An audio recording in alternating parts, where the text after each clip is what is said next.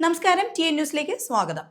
ഹരിതകർമ്മസേനയ്ക്ക് മാലിന്യം നൽകുന്നത് കൂടിയാൽ ഇനി പൈസയും കൂടുതൽ നൽകേണ്ടി വരും. അജൈവ മാലിന്യം ശേഖരിക്കുന്നതിന് ഹരിതകർമ്മസേനയ്ക്ക് കൂടുതൽ ഫീസ് ഈടാക്കാമെന്നാണ് ഇപ്പോൾ തദ്ദേശ വകുപ്പ് ഇറക്കിയിട്ടുള്ള മാർഗനിർദ്ദേശത്തിൽ പറയുന്നത്.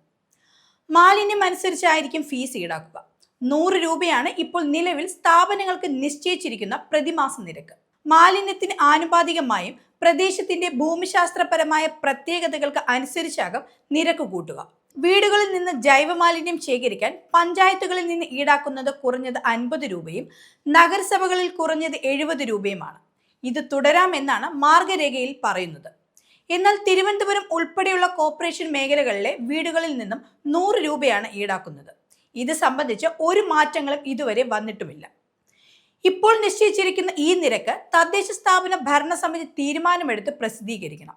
വലിയ രീതിയിൽ മാലിന്യമുള്ള സ്ഥാപനങ്ങളിൽ നിന്ന് പ്രതിമാസം കുറഞ്ഞത് 5 ചാക്ക് വരെ 100 രൂപ നിരക്കിലും അധികമായി വരുന്ന ഓരോ ചാക്കിലും കുറഞ്ഞത് 100 രൂപ ഈടാക്കണമെന്നാണ് പറയുന്നത്. കെട്ടിട ഉടമകൾ യൂസർ ഫീ നൽകിയില്ലെങ്കിൽ അവരിൽ നിന്ന് കുടിശ്ശിക, വസ്തുനികുതി പോലെ തദ്ദേശ സ്ഥാപന സെക്രട്ടറി ഈടാക്കി തൊട്ടടുത്ത മാസം മുതൽ ഹരിതകർമ്മസേനയുടെ കൺസോർഷ്യം അക്കൗണ്ടിലേക്ക് കൈമാറണം.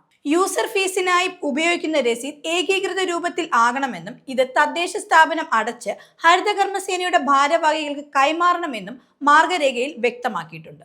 ഇതിനു മുമ്പ് പൊതുജനങ്ങൾക്ക് പാരിതോഷികവുമായി തദ്ദേശ വകുപ്പ് രംഗത്ത് വന്നിരുന്നു. പൊതുസ്ഥലങ്ങളിൽ മാലിന്യം വലിച്ചെറിയുന്നവരുടെ വിവരങ്ങൾ അറിയിച്ചാൽ പാരിതോഷികം നൽകുമെന്നാണ് പറഞ്ഞിരുന്നത്. മാലിന്യങ്ങൾ വലിച്ചെറിയുക, കത്തിക്കുക, മലിനജലം ഒഴുക്കിവിടുക തുടങ്ങിയ നിയമവിരുദ്ധ പ്രവർത്തനങ്ങളാണ് വാട്സപ്പിലൂടെ അറിയിക്കാൻ അവസരമൊരുക്കിയിരുന്നത്.